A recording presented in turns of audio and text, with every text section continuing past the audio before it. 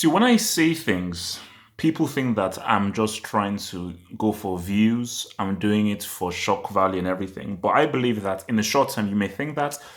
In the long term, you'll come to accept it. In the long term, people will come to accept that I was right about Cristiano.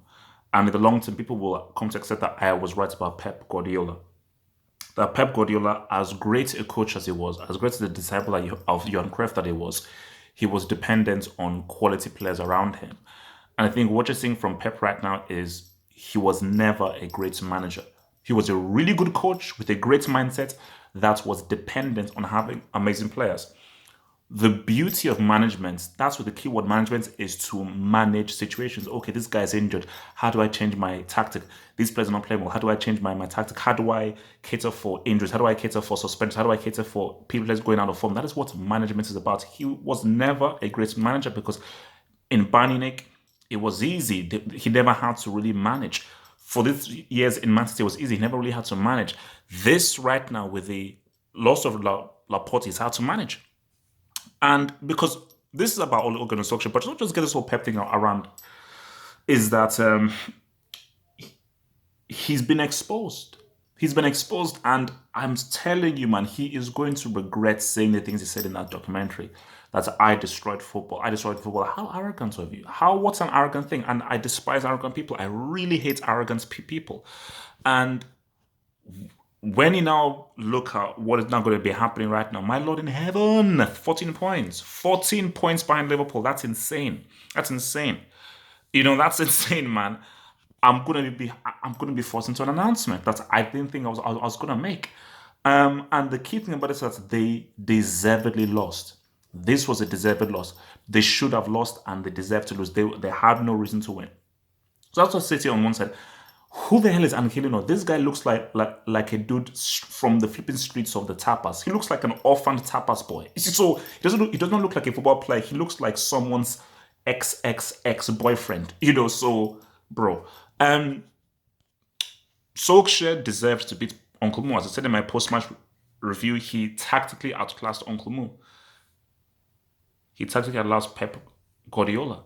Pep Guardiola I remember this was without Pogba and so forth. This was City at their own crib. City, the only top player that City were missing was Aguero and Laporte. So City have no excuse. Based on the squad you have, how much money you spent, you can't say, oh, we didn't have Aguero and Laporte. No.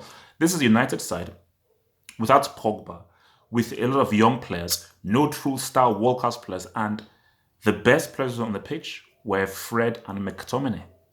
Fred and McTominay were the best players on that pitch because what Ole Gunnar Solskjaer did was how you beat these Pep teams. Men behind the ball, deny them space, counter-attack quickly.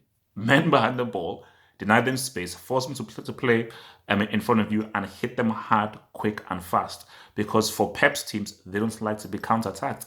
And because Pep is reliant upon either pressing or having great individual defense with a great reading of the game, he's never really preached about defense. So once he doesn't have a Laporte who's an excellent reader of the game, once you're now having a team who are a bit older and don't have the energy to press aggressively as they normally do, you're in the situations where United could have scored 3, 4, 5 goals. And I just think that, Rashford was great. Martial was great. Daniel James had an amazing game. I am coming more and more to appreciate Daniel James because I've said again that he's not technically very good. He's lacking footballing ability and everything. But as I see him, man, the guy just does all of the right things. He makes all the right football decisions. And I thought that on the counter-attack, he was amazing. Every time he was on the ball, he always made the smart play. He knew when to dribble. He knew when to cut in on the inside. He knew when to pass. He made the right passing decisions. Everything he made, all the choices he made footballing-wise with the right footballing choice. And as a manager, that's all that you hope for. Even if the pass doesn't come through anything, as long as you make the right choice, you're on the right path.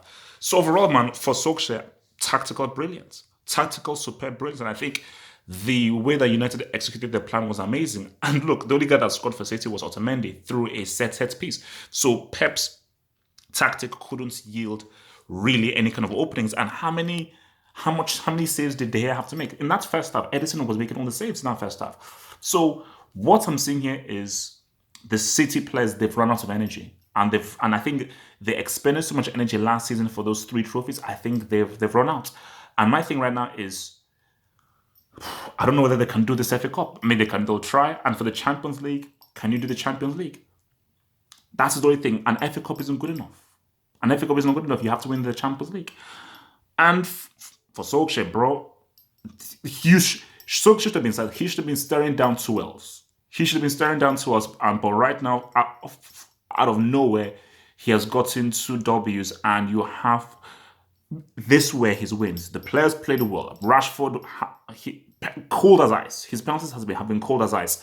And superb goal from Martial. Superb, amazing goal from your boy Tony. But for Solskjaer, his preparation for both of these games is what has shocked me, because I didn't think that. I thought this guy was tactically clueless. But what I will say though is, you can see that United know how to counter-attack. But do they know how, when they now play lesser teams, do they know how to break those teams down? If Ole can just get his guys to know how to break teams down, who now sit behind them against the more inferior teams, they can pick up W's, and maybe a top 4 finish could be a reality. Remember to like the vid, guys. Remember to subscribe to the channel, and remember to hit the official website, halfoffootballhot.com, and the links in the description box below. Pep, fraud, Iola.